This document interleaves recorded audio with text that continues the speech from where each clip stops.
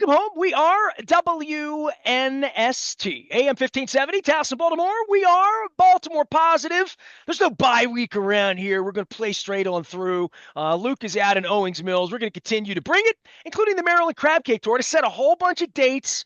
Going to be at Costas next Thursday, making sure. I never did a birthday show, so I'm going to get the birthday month. I've got scratch-offs in the Maryland Lottery, have the Ravens scratch-offs, a luckier batch than the Ravens have been lately. At least they were down at Fadley's last week. And it's been too long since I've had this defending champion of all things here, Curio Wellness, and far and daughter. She joined me over at Pizza John's, and I served her like cheesesteaks and pineapple pizza for her kids. And last time I saw her actually was at an incredible charity event for folks we love here, James Bond and the folks at Living Classrooms Foundation. We welcome Wendy Bronfein back. She is the Chief Brand Officer of all things cannabis related and teaching us things of terpenes and whatnot. Great event at Maritime Magic. And whatever you did to order the weather that night, Oh, perfect. Was it like 72 and like not a breeze? And it was like a little jacket, but not too much jacket. It was perfect. yeah, it was great. And that event is just, you know, bad weather could ruin it all. So that was a great night. Well, it Nice to see you. was. It Wait, was. I And do have to tell you that we've become very Pizza John's since the day that I saw you there.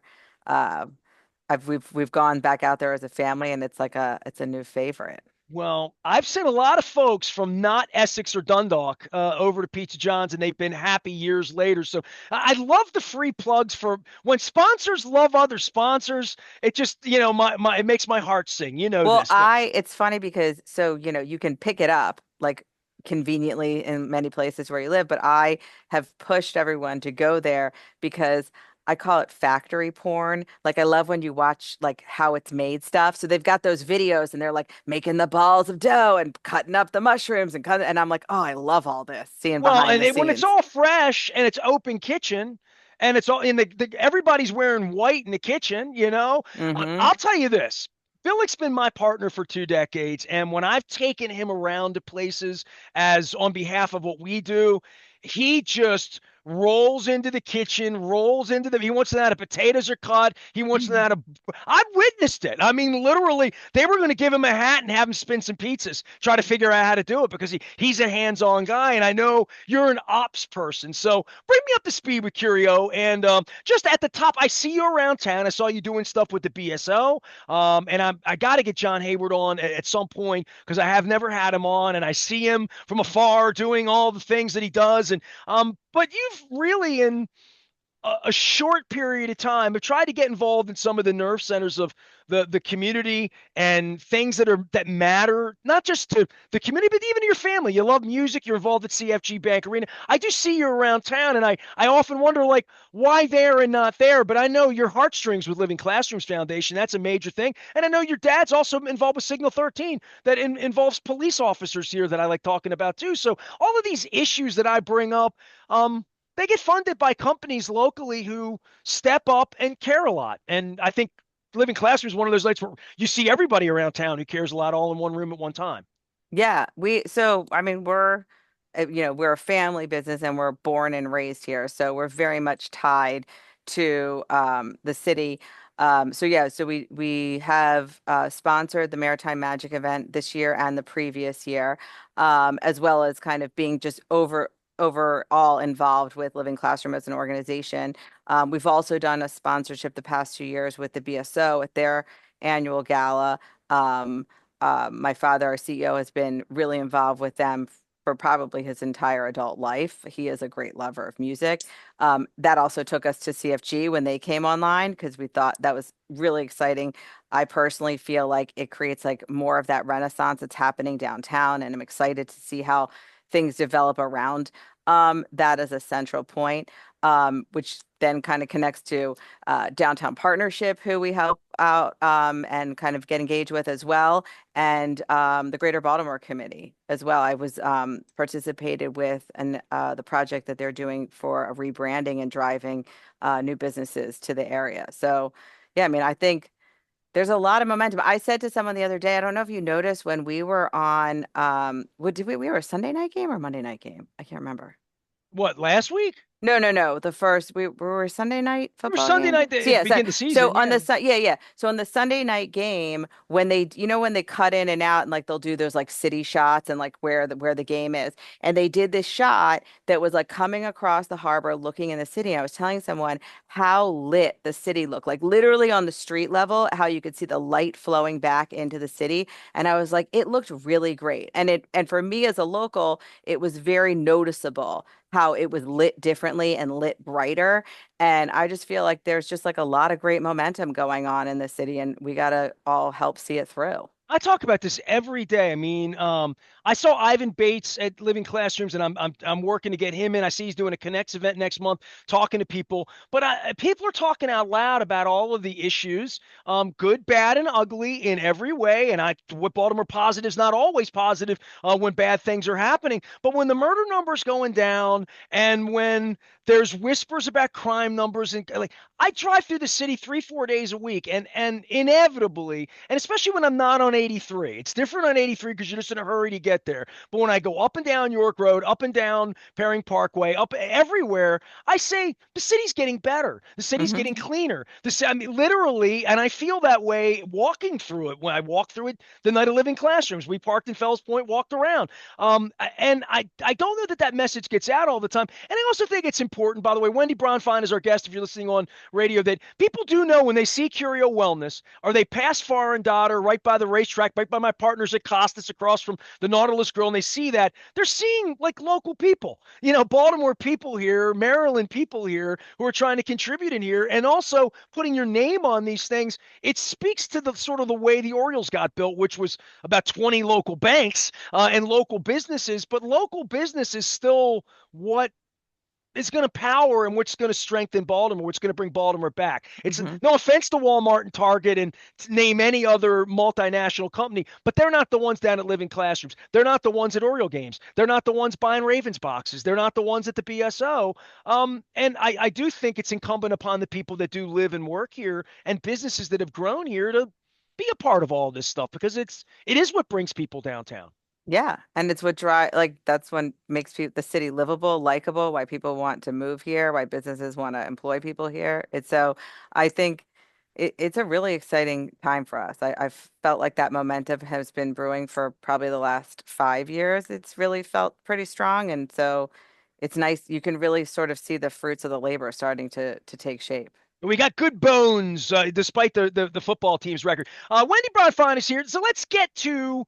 I want to talk about hemp as a topic because I've been traveling. I was out in New Mexico. I was in Las Vegas. I was in California. I was in Arizona. So I've been in 4 different states, all southwestern and western states, in the last since last time we talked. And in and out of the hemp part of this and how our laws are different than other people's laws. And then I go other places and I see stuff being sold in gas stations. And when I'm in New York, I see it kind of weird places in Manhattan. Run me through what you do. And I've been in the little Willy Wonka suit in the factory and seen the plants grow, and I've been to processing. You've taken me on the tour, but for people whose eyes haven't seen it, the difference between the quality of what you're doing and other things that are out there that should be concerning for what I buy, because I went into a store in Vegas and I'm like, can I see profiles and that don't have? And I'm like, well, what's in it? I don't even know what's in it. And like, at least with your products, and certainly in the state of Maryland, anybody even you compete with, what's in it is very, very specific in a scientific way. Yes. So there's a couple of nuances there. I think the scientific for us is definitely one of our unique qualities in how we sort of seek to validate and use the active ingredients from the plant to make very specific products. But in terms of like the state marketplaces, when the compliance that you have as an operator is can be different in every state. So in Maryland, there's much more specification on our labels than there may be in Nevada. And so you're used to seeing, okay, I'm going to see a label and I'm going to get a terpene profile. I'm going to get very specific data on all cannabinoids that might show up in here. And you may have found there that it's a product where it says, well, we're only going to tell you that there's 5 milligrams of THC in it. and there's no other nuance to this edible, or there's no other nuance to the flower other than the THC potency. And so, Or just the um, strain name. It just had a yes, name on it. right. So I think people who do have access to the marijuana marketplace are probably a little bit spoiled in the sense that you I feel can become, sophisticated. I mean, I yes, feel like we do you can these be a segments very every week, informed and it's no consumer. bourgeois. We're like, well, I'm here to like learn Right. because like I learned from the movies back made in the 1940s and the Nixon scheduling and all of that, and I grew up in sort of that. So all of the science to me, and that's the basis of our relationship. I think the minute I met you was like, teach me about this a little bit. Teach people in the audience because I think we are really lucky that when I go into a foreign daughter and I pick up anything, any of your products, not only is it on the product itself, but I can scan a QR code, not just get points in a thing, which I'll let you get to in a minute because the holidays are coming. I might need to gift give, but I then see all of the profiles of all of it really forever. I can go back and say, Yeah. this did this worked this way, this helped my back, whatever it is. You're saying that that isn't the case in a lot of places, and I think I've seen that for myself now. Yeah. So I think so one of the tools you're talking about is that you can see not only link to a page that's going to give you insights on the product, like a product description, but you can also see the certificate of analysis from the lab. So you can see the granular reporting of the different levels of cannabinoids and terpenes and things like that, which are also reflected on the label. And not in every market, you're not necessarily getting all those details. Now, there it kind of works both ways, right? If you went to the store and you bought a bottle of ibuprofen and it says it's 250 milligrams, there's basically a standard set that they compliantly produce that and they have a margin of error that's acceptable. So maybe they're not all 250 exactly. Maybe they're 249.4 or 250.5, right? But there's a tolerance level that's accepted in a consumer product that's safely made under federal regulations. Because we live in a state by state world and because we have been sort of green light into the mainstream and haven't always been there, we have much more granular focus on the specificity of every last milligram of everything that's in there. So you don't just buy a package that says 25 milligrams, you turn it over and you see that the lab results said that it was 25.1 milligrams or whatever the spec came in up to the decimal point. So you definitely become very sophisticated in this market, seeing these detailed nuances of each ingredient and then understanding why they're useful. It's kind of like if you think about when you have a headache, like using this ibuprofen thing, like you could take ibuprofen, but if you take something like an Excedrin, that's actually acetaminophen, aspirin, and caffeine together, right? That's kind of like when you look at a cannabinoid-based product and you say, oh, well, there's THC, there's CBG, and there's this terpene.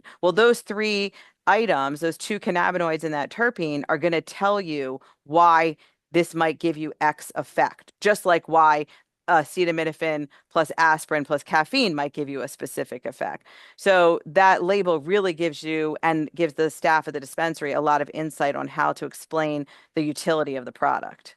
Well, and I would just say I'm a little distracted looking at my phone here because I'm just looking at like a vape, all the numbers that you provide that every single thing I saw in the store in Nevada, I couldn't possibly Yeah. know because I'm like, no, it just says, silver, whatever the strain name was on it. I'm like, well, what is it? I can't look at it. I can't like, no, can't do that. And I'm like, well, why not? It's science. That's the like you going backstage at Pizza John's and wondering how the pizza's made. Wendy Bronfein is here. So I guess so you're saying we're sort of lucky in Maryland in some ways, but also sort of there's a lot of restrictions involved here for you that makes it I don't want to say more onerous, but more transparent for what you're doing than in other places, right?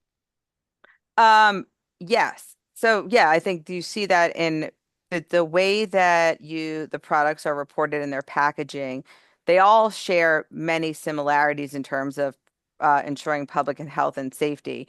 But some states, the details do get more granular than others.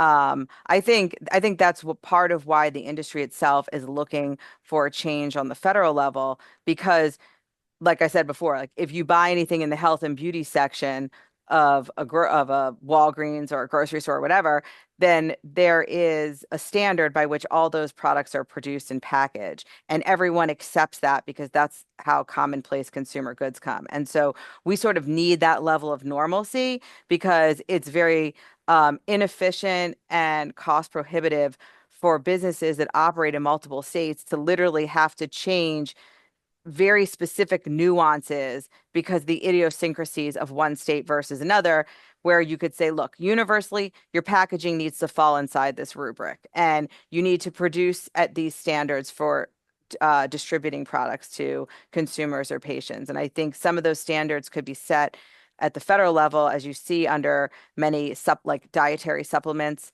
If we were to fall under that rubric, it would just give a very clear direction of how you produce and package. A state could always add more if they wanted, but you wouldn't have this fragmented delivery of your brand. Like, so if you visit in Missouri, where we also produce, we have different packaging because the rules on how your packaging can look is different. And then, we'll be launching products in New York later this year. They have different rules on packaging. Our products just came out in New Jersey. It's similar but different there. So if you could have one set, there's a much better economies of scale. It's much easier to run your business. I see hemp, THC, TBD, CBD. I see, ABC, DEF, YYZ for my Rush fans. I talk about the gas station effect, and I talk about, especially when I'm in places like New York, where you're just walking by and it's like they have a green flower in the window, but it's not a real place. But you don't, I'm thinking, who's shopping there? I mean, for me, for having known you and being here and being a card holder in the state of Maryland, I do wonder, like, you're here and maybe it costs 5 cents more to shop with you, or like it's a price or whatever it would be, but like I don't trust that. And I want you to speak a little bit to that in regard to me being a consumer and passing these places and saying, I know what you do. I don't know what they do, but I know it concerns you to some degree, right? Yes. So the crux of that is in 2018, the federal farm bill was passed, and there was language put in it to enable the sale of industrial hemp. And but what happened is it created a loophole that people have been taking advantage of, where they are manipulating the cannabinoids either synthetically to make them intoxicating, or they're operating off of a loophole that really only contemplates the plant when it was harvested, and it doesn't really contemplate what you turn it into. And so in gas stations, in CBD stores, in vape shops, online sales, in a variety of places, you're seeing products that show up that are essentially what are relegated to legal markets inside of licensed dispensaries and produced by licensed operators in specific states. And so they're not necessarily following any rubric of compliance with regards to testing, how they're produced, everything that you consume from a licensed dispensary in a regulated market has to go through very specific processes in compliance with the state regulations. And the last of which is it goes to a lab to be tested, which is what we were just talking about, those data points that you see on your label. And so one, what the potencies are of what's in it, right? So in this world, in this other world, a bag might say it's X potency. You don't know if it's equal to more or less. But also, we have to be compliant relative to passing for all sorts of safety measures, that there's no E. coli, there's no salmonella, there's no heavy metals, there's no pesticides, all these things that could be contaminants and could be disruptive I to see it someone's right on health. the app though. By the way, it says right here, Yeah, foreign materials, heavy metals, microbials, moisture content, mycotoxins. I can't even pronounce pesticides. I know what right, they are. Residual solvents. I know what terpene profiling, water activity, vitamin E acetate. So like right. literally, I'm seeing Right. So you have to this. clear those items in order to be acceptable for sale. In this intoxicating hemp space, there is not visibility to that level of stringency. There are several products, or majority of products that are out there are lookalikes to like traditional products, like traditional candy products or snack foods. You may people heard about like Doritos show up, or sometimes it just looks like a bag of candy, but if exactly like that bag, but the word medicated has been added. So there's been a lot of conversation over the past year, 2 years around instances with children and access. And part of the other problem is that the legal industry is, you know, just every day is fighting tooth and nail to be seen for the legitimate offerings that we produce and sell and how we impact people's lives in a very positive way. And then you get a story where it's like some child ate edibles because either somebody bought something in a place like that and they got a hold of it, or the child was sold it because there are no rules and they can sell it to whoever they want. And or a kid could order it on the internet with a credit card and come to the house and you have it. So it's got a really bad blowback effect on the legal industry, and it gives fodder to those who are against the industry to talk about public health and safety concerns, but they're really coming from this loophole. They're not coming from the legal markets. And the legal market, you can't go into that store to shop as an adult unless you're 21. There's not that instance of child interaction in any way, and everything is required to be inside of child resistant packaging as well. But I've seen it. Look, I was in Hamden a couple weekends ago, and there's two different stores that I walked in that were selling things in there that are not licensed dispensaries. There are licensed dispensaries in Hampton, but these were not, these were on the avenue, like they were not inside the Maryland program selling things. Wendy Bronfein is here. She is from Curio Wellness and Foreign Daughter. We talk about all sorts of things, and I guess we'll go into the other thing because it's holiday season. And the one thing I know about your gummies and anything, they taste good. Like we've talked so much about flavor profiles and keeping them away from children and all the legal things we should be doing as adults around here to be responsible about things. But it is the holiday season, so I want to give you an opportunity to talk about that part of your business because I know you take great pride in stuff being like top of line. Yeah, well, thank you. So yes, so I mean, I think flavor profile is really important. I mean, people don't like things that don't taste good, and I think the more you um experience things inside the cannabis market, you can start to decipher the higher quality production versus sort of less attention to detail. So I think most people expect things that are made with cannabis to come through in a very earthy, like botanical way. But if you understand how to harness the actives in the product and then create a final product of a different form, like an edible or a topical or things like that, you don't have to have those qualities that make it smell weedy, as people might think, or taste that way. We are really big sticklers about that on our chews. I think that's why they taste so good, is we really kind of seek to uh, keep them a very clean flavor, because people just like things that taste good, no matter what it is. Um, And and yours too, then, by the way. oh, Like, thank you. well, yeah, I Yeah. mean, I don't even like mango, but it tasted good. So, But even on like the flower and strain specific vape side, there's the consumers who have a relationship to cannabis and they want that to have the right palate, because when we talk about the terpenes, like part of the terpenes can be where some of the flavor is coming from. That they're giving you effects, but something like limonene showing up, yes, it's going to give you an uplifting, but listen to the name. It's going to have citrus notes to it. Like that's going to show up in the palette of a flower or a vape. And we just did a whole retooling of vapes under our best self collection that are now available in like 1 gram cartridges. And one of the things we did was we did give them actually an element of flavor to it, but very strategically, such that it is not sort of candyified, and it also is consistent with the other terpenes that may show up in there, so that we're really giving it's kind of like the way people start to talk about wine, like that it's a rounded flavor, the right bouquet, like really kind of considering the palate that someone's going to experience.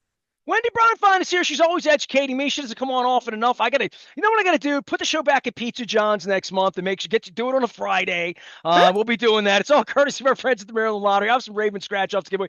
Did I miss anything here? I mean, I guess the overarching thing is with Trump in office and where we are just sort of politically in the world, and who knows by the time this airs where we'll be on any issue. But certainly the Schedule One part of what's going on here every time I drive by your place, and now I drive by the one in Pikesville, which used to be the Panera, and I see that we've become grown up.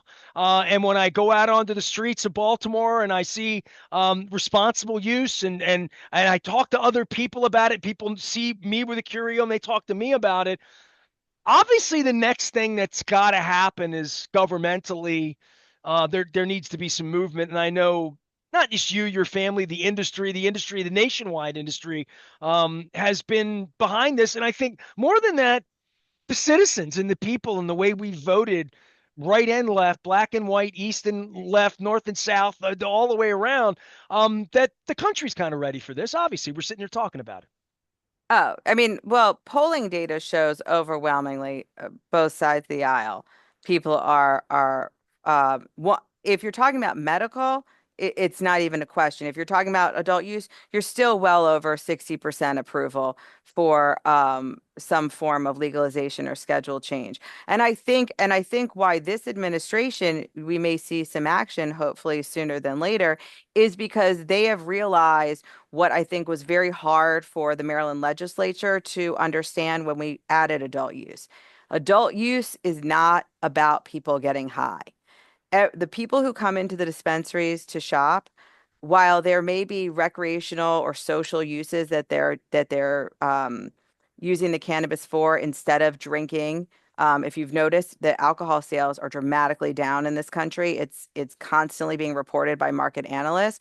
And I think a lot of people who have taken to cannabis more socially are drinking less. But more than that, they're using it therapeutically. They're just accessing it from an adult use standpoint. They don't want to be on lists. They don't want to sign up for programs. They don't want the hassle of other stuff or other costs.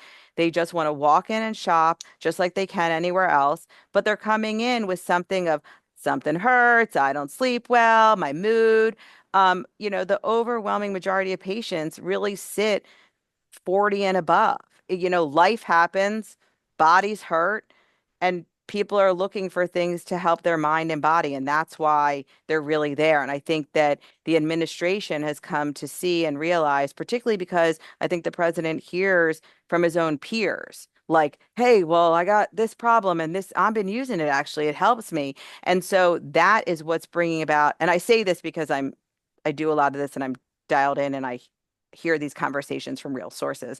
But I think that is really what's starting to drive this change is that the understanding that this isn't about quote getting high, that there are very utilitarian uses and that a lot of people are, and that in a country where there's a lot of pharmaceutical use and there's a huge aging population, it's actually could be very useful to us.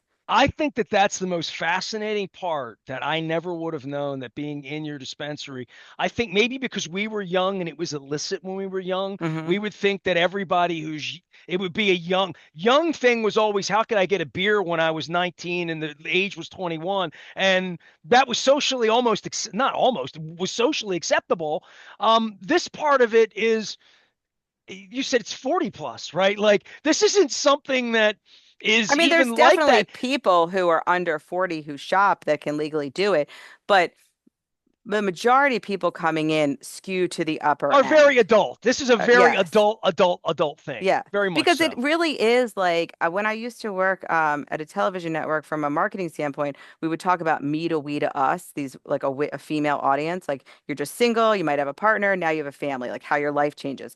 The cannabis consumer is really more in that back end. Like you got to feel life. You got to have stress. Your body's got to start to change on you. That's a lot of what's happening, a lot of what people are looking to solve for when they come in.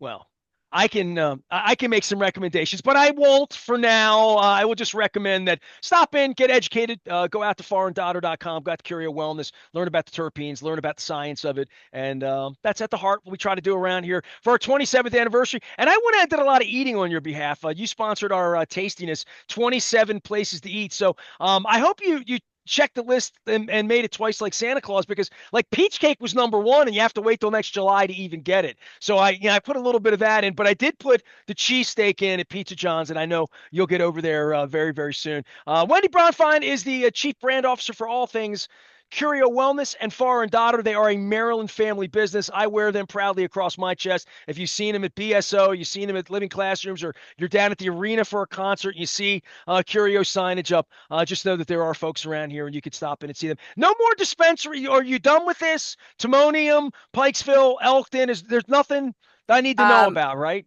Not right now, no. I mean, All hopefully in right. the future you can in the state's operations you can have up to 4 dispensaries that you operate. So there's an option for us to have one more, but we don't have one yet. All Always right. looking. Well, I haven't. I don't come to play. I'm a Timonium shopper. It's near my house. We Yeah. shop near home, but I will get by Pikesville and visit everybody out there because it was a lovely store. And the updated version of all things Far and Daughter. She is the daughter, not Dotter like at a bingo hall, but the daughter as well as. And I gotta get Rebecca on at some point too here. So and the whole Bronfein group. Well, maybe we'll do it with Gina Shock up at Timonium one day. Wendy Bronfein is here. I encourage everybody to go out to Foreign Daughter and learn about the science of the plant. And when you do, and you do shop, make sure you're downloading the points and using all the QR codes and learning about all the stuff because I do find it educational and very helpful when my back hurts on a flight back from Albuquerque. I am Nestor. We are WNST, AM 1570, Towson, Baltimore, and we never stop talking. Baltimore positive. Stay with us.